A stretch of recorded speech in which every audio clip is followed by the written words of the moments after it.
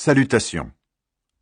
Moi, Paul, je suis serviteur de Dieu et apôtre de Jésus-Christ.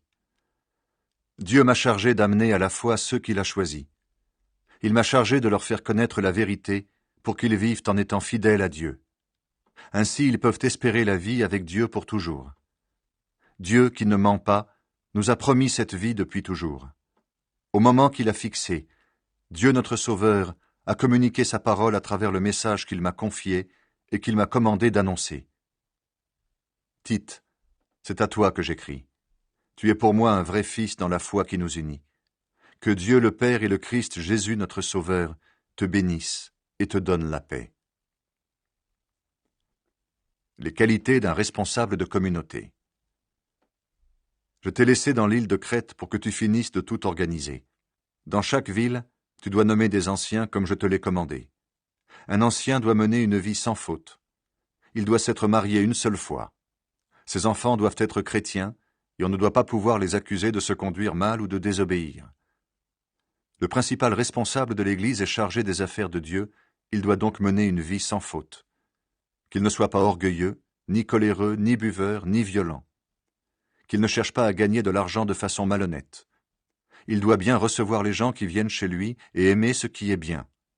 Il doit être raisonnable, juste, saint, maître de lui. Il doit être solidement attaché à la parole qui mérite d'être crue, qui est en accord avec ce qui est enseigné. Alors, il sera capable d'encourager les autres en leur donnant un enseignement juste. Il pourra montrer l'erreur de ceux qui sont contre son enseignement. Certaines personnes enseignent des choses fausses. Oui, il y a beaucoup de gens qui n'obéissent à personne, surtout parmi les Juifs devenus chrétiens. Ils trompent les gens avec leurs paroles qui ne veulent rien dire. Il faut leur fermer la bouche. En effet, ils bouleversent des familles entières.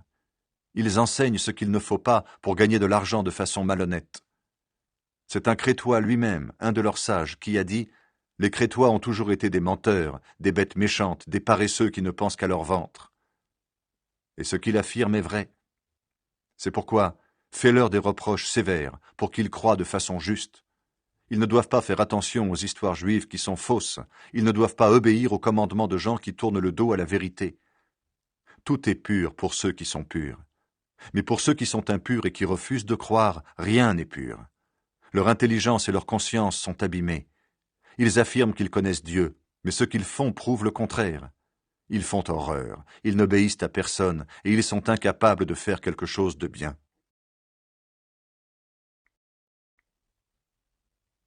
L'enseignement aux personnes âgées. Mais toi, dis ce qui est en accord avec l'enseignement juste. Demande aux hommes âgés d'être sobres, respectables, raisonnables, solides dans la foi, dans l'amour et la patience. De même, demande aux femmes âgées de mener une vie qui plaît à Dieu. Elles ne doivent pas dire du mal des autres, ni être esclaves de la boisson. Qu'elles enseignent ce qui est bien. Qu'elles apprennent donc aux jeunes femmes à aimer leurs maris et leurs enfants, à être des personnes raisonnables et pures. Elles doivent s'occuper de leur maison, être aimables, obéir à leur mari. Alors on ne pourra pas dire du mal de la parole de Dieu. L'encouragement aux jeunes gens. Encourage aussi les jeunes gens à être raisonnables.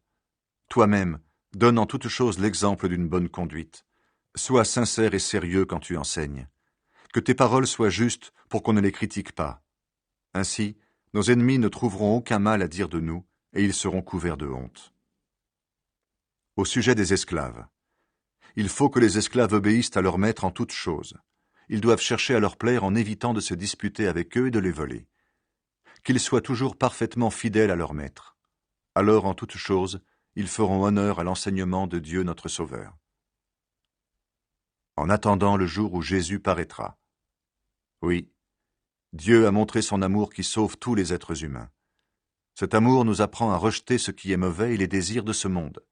Ainsi, nous pourrons mener sur cette terre une vie raisonnable, juste et fidèle à Dieu, en attendant le merveilleux jour que nous espérons. Ce jour-là, notre grand Dieu et Sauveur Jésus-Christ paraîtra dans sa gloire. Il a donné sa vie pour nous afin de nous libérer de tout mal. Il a voulu faire de nous un peuple pur, un peuple qui soit à lui, toujours prêt à faire le bien. Voilà ce que tu dois dire avec toute ton autorité pour encourager ou pour faire des reproches. Ne laisse personne te mépriser.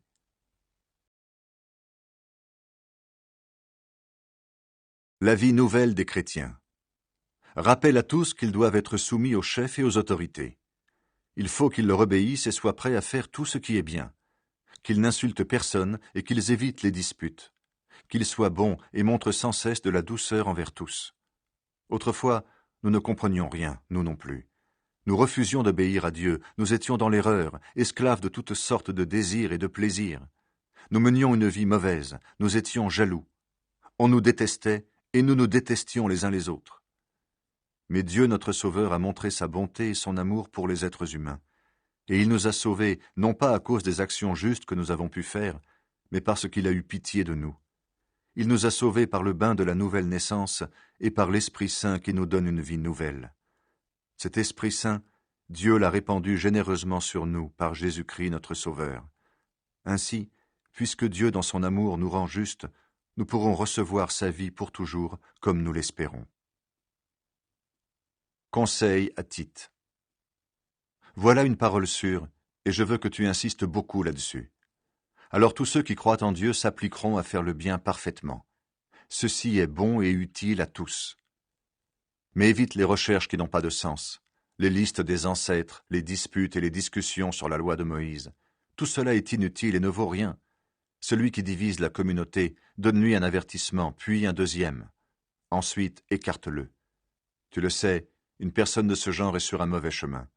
En continuant à pécher, elle se condamne elle-même. Salutations. Je vais t'envoyer Artémas ou Tychique.